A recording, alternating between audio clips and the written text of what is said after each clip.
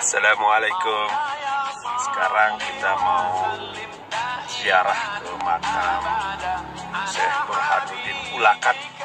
Ada Syekh Burhanuddin Kuntu, ada Syekh Burhanuddin Ulakan bersama Tuan Guru dan juga Wali Kota Bukit Tinggi, dan yang lebih hebat lagi bersama koordinator UAS di Padang. Dia berada di belakang, dan juga yang memiliki channel Uje Riau, mereka di belakang.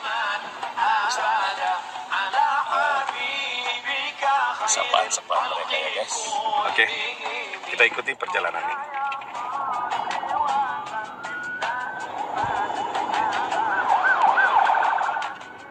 Syekh Burhanuddin yang masyhur di negeri Pulau Sumatera ini ada dua. Satu Syekh Burhanuddin Kuntu di Kabupaten Kampar, Riau. Lahirnya 1111 Masehi. Sedangkan Syekh Burhanuddin Ulakan itu meninggalnya 1704. Jadi jarak antara keduanya lebih kurang ada 600 tahun. Jadi terbentang jarak yang jauh. Syekh Burhanuddin Kuntu itu adalah orang Arab yang datang ke negeri Melayu. Ada stempelnya, ada pedangnya, ada kitab yang disimpan oleh keturunan-keturunan sampai sekarang dipegang. Kalau mau tahu, pergilah ke Kuntu. Sedangkan Syekh Burhanuddin Ulakan, ulama besar, asli putra Minangkabau, murid langsung dari Syekh Abdul Rauf As-Simri. Keduanya adalah para ulama penyiar agama Islam. Tak berjumpa kita di dunia ini kalau kita cinta kepada mereka. Kata Nabi, almar'u ma'aman ahab. Orang akan bersama dengan siapa yang dia cintai. Kita insya Allah akan disatukan di surga bersama Nabi Muhammad sallallahu alaihi wasallam.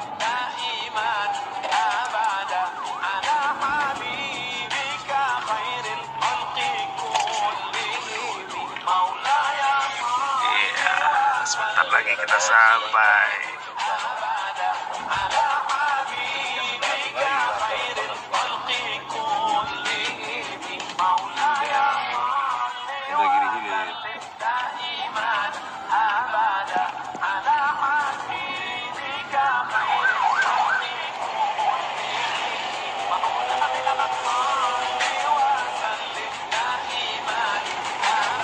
Saya itu di mana biasanya, Ustaz? Rata Syekh itu di tepi laut, tepi sungai.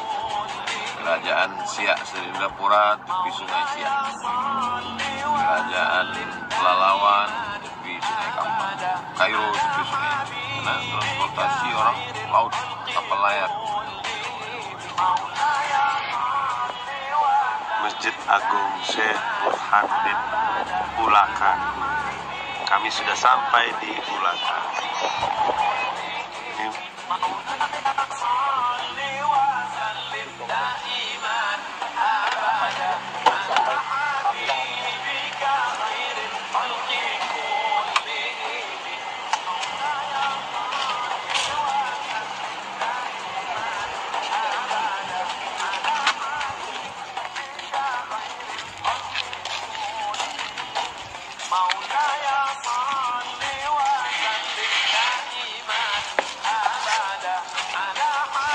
Makam Syekh Burhanuddin Ulakan.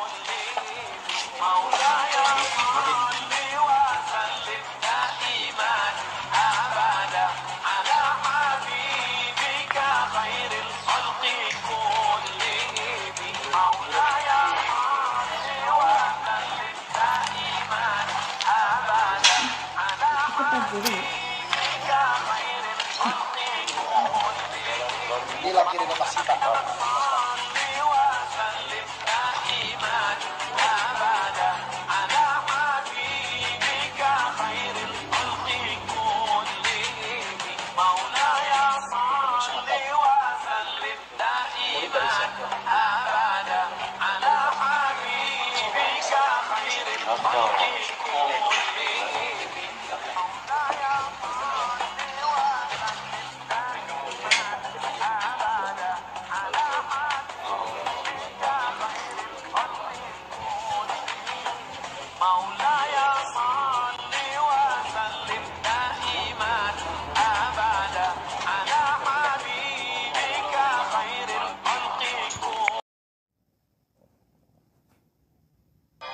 Basapa ini kalau saya kira di Indonesia, kalau kita buka Google mungkin telah ada, bisa kita temukan, itu sebuah ritual yang dikenal di sebuah lokasi di Provinsi Sumatera Barat, lebih tepatnya Kabupaten Padang Pariaman, Nagari Ulakan.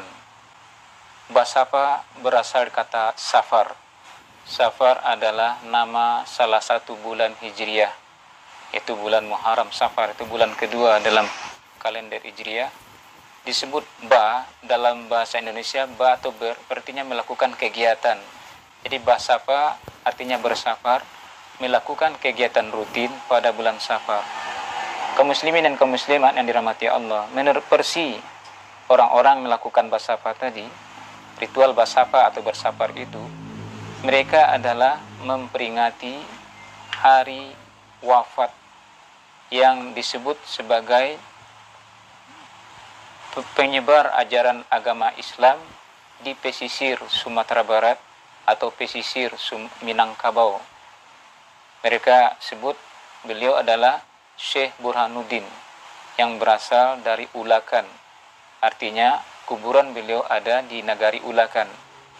Diyakini Syekh Burhanuddin tersebut wafat pada hari Rabu dalam bulan Safar tahun 1111 Hijriah. Adapun saya tahu tahun ini tak lain hanyalah berdasarkan yang tertulis di atas kuburan Syekh Burhanuddin yang sekarang diyakini kuburan Syekh Burhanuddin itu ditulis sekarang dalam tulisan Melayu wafat tahun 111 Hijriah, itu tahun 1111 Hijriah dalam bulan Safar.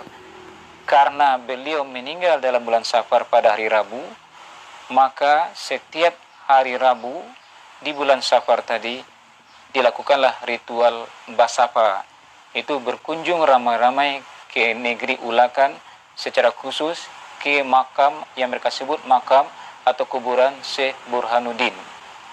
Kaum muslimin dan kaum muslimat yang dirahmati Allah, berdasarkan yang kita amati dan juga ada tayangan video yang telah dibuat oleh teman-teman pada musim Safar tahun 2004 masih yang lalu.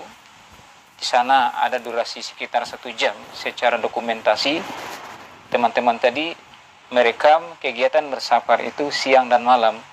Ada beberapa hal yang kita sorot secara akidah Islam yang berdasarkan Al-Quran dan Sunnah. Yang dilakukan oleh saudara-saudara kita yang melakukan ritual safar tadi, kebanyakannya adalah ada sentuhan, ada tabrakan dengan akidah kita. Semisal yang berkunjung ke sana, ada yang mengambil tanah yang ada di kuburan itu dibawa pulang, yang disebut di sana tanah ube pianggang, pausia pianggang. Pianggang adalah hewan yang merusak tanaman padi.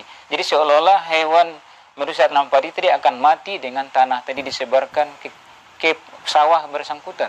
Dan banyak lagi keyakinan-keyakinan tanah tadi diambil dibawa pulang, sehingga kita lihat banyak orang di sana menyuguhkan plastiknya, kantongnya untuk oleh petugas di sana disandukkan tanahnya.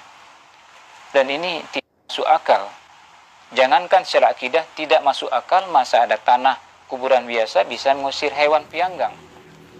Ada lagi di sana yang datang masuk ke lokasi kerangkeng kuburan tadi yang telah ada besi-besinya. Biasanya di dalam kerangkeng itu ada 4 orang penjaga. 4 orang penjaga ini disepakati oleh Nagari Ulakan. Itu orangnya tidak sembarang orang yang telah dipilih. Keempat inilah yang bertugas sebagai petugas rutin kalau ada orang melakukan ritual-ritual ke sana. Ada yang masuk ke dalam menyentuhkan tangannya ke batu nisan kuburan tadi, lalu mengusapkan ke muka atau ke muka orang di dekatnya. Seperti kita lihat yang diberlakukan terhadap batu Hajar Aswad di sudut Ka'bah. Ini na'udzubillah min dzalik, berarti di sini mengkultuskan sampai-sampai menyetarakan batu nisan itu dengan Hajar Aswad. Sedangkan Hajar Aswad cuma dicium karena meneladani Nabi. Ketika Umar bin Al-Khattab mencium Hajar Aswad, kata Umar bin Al-Khattab, saya tahu kamu hanyalah batu yang tidak bisa mendatangkan manfaat dan madarat. Kalau tidak saya lihat dulu Rasulullah menciummu, saya tidak cium kamu. Ada lagi di sana kita lihat yang mengambil air. Di sana namanya air pansi. Pansi itulah kerang besar. Di sana ada air disediakan. Ada yang meyakini air ini bisa untuk obat, lalu diusap ke muka. Ada yang dibawa pulang, diusapkan ke kepala. Diyakini nanti orang anaknya jadi cerdas, sakitnya jadi sembuh. Padahal secara medis air itu kotor. Di sini bercampur kekotoran medis dan masalah akidah, yaitu ada unsur kesyirikan meyakini air ini punya khasiat keramat tertentu. Padahal air yang Allah muliakan adalah air Zam-Zam. Air Zam-Zam ini satu-satunya di dunia. Dan sesuai kata Nabi, Zam-Zam 5 syuribalahu. Zam-Zam tergantung niat orang meminumnya. Itu khusus Zam-Zam, dibawa kemana-mana.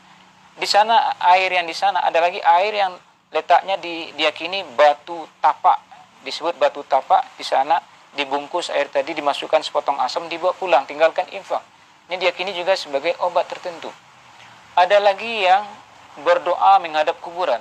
Bahkan yang paling kita tidak nyaman melihat adalah sholat berjamaah menghadap ke kuburan. Ini bisa dilihat dalam tayangan yang direkam oleh teman kita pada tahun 2004 yang lalu. Sholat berjamaah menghadap kuburan. Padahal ada jelas hadis riwayat Imam Muslim, la tusallu ilal kubur wa la tajlisu alaiha. Jangan kalian sholat menghadap kubur-kubur dan jangan kalian duduk di atas kubur. Ada lagi yang bertahlil menghadap kubur, menghadap dari berbagai sisi, bertahlil menghadap kubur. Dan banyak lagi. Ada lagi yang berdoa. Jadi di sana banyak duduk orang-orang yang bertugas sebagai orang berdoa, menanti orang datang. Nanti orang datang baca bayaran tertentu, lalu ngasap kemenyan, lalu berdoa di sana di atas kuburan-kuburan kecil. Jadi kalau kita lihat di sana, jemaah yang duduk sekitar kuburan menghadap kuburan Syekh Burhanuddin itu adalah duduk di atas kuburan-kuburan kecil. Ada batu-batu di sana itu petanda kuburan. Dan kabarnya yang berkubur di sana adalah murid-murid atau orang-orang yang mengikut kepada ajaran Syekh Burhanuddin. Ini yang kita sayangkan, sekiranya ini dibiarkan oleh orang-orang mengerti, itu alim ulama di daerah Sumatera Barat, di Minangkabau, secara khusus di lokasi Padang Pariaman. Apakah tidak bertentangan dengan syariah Islam? Silakan kita buka hadis-hadis Nabi yang sahih tentang ini. Kita teringat kalau alasannya adalah pengkultusan Syekh Burhanuddin, tak lain adalah dakwah Nabi Nuh alaihissalam, yang mana 5 Tuhan yang mereka sembah pada zaman Nabi Nuh, dulunya ada 5 orang soleh yang setelah mereka wafat, setan membisikkan, bikin patung mereka agar kalian ingat pada Allah Ta'ala. Setelah itu setan menambah bisikan, kalian jadikan mereka Tuhan. Itulah yang didakwahi oleh Nabi Nuh alaihissalam, sebagaimana Allah sebutkan di dalam surat Nuh. Jadi kaum muslimin dan kaum muslimat, berdasarkan kesucian akidah Islam, berdasarkan pedoman yang telah Allah turunkan Al-Quranul Karim, berdasarkan hadis-hadis sahih yang telah dibukukan oleh ulama-ulama yang bisa kita nikmati hari ini, kita telaah, kita pelajari, sudah sepantasnya orang-orang berilmu yang berada terutama di daerah berdekatan sudah sepantasnya mengkaji ulang masalah ini. Apakah tidak bertentangan dengan akidah? Apakah tidak termasuk kriteria larangan? Kalau kriteria larangan telah terjadi seperti itu, apakah kita tidak takut pada Allah Ta'ala? Allah Ta'ala pemilik bumi, Allah Ta'ala pemilik langit. Jangankan kesyirikan, menurut ulama, apapun perkataan manusia, bumi yang kita injak, gunung yang ada dekat kita, langit yang di atas kita adalah mendengar semua itu. Nanti bumi akan menceritakan apa-apa yang dilakukan orang di atasnya. Semoga Allah beri taufik. Kalau tidak karena taufik Allah, tentu kita tidak akan bisa bergerak menuju agama Allah. Jadi saya ulangi, sebagai seorang yang banyak menyaksikan dan sering menyaksikan itu, dan berada tak jauh dari lokasi Ulakan. Saya diamanahkan berdomisili sekarang di kota Pariaman yang tak jauh dari Ulakan. Saya mengimbau alim ulama, cerdik pandai, tuangku para ustaz,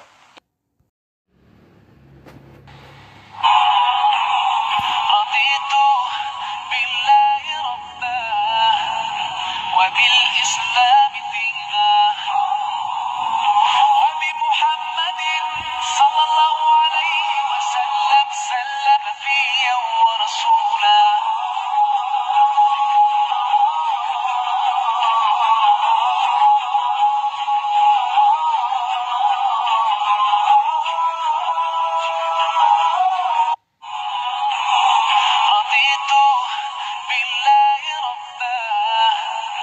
وبالإسلام دينا وبمحمد صلى الله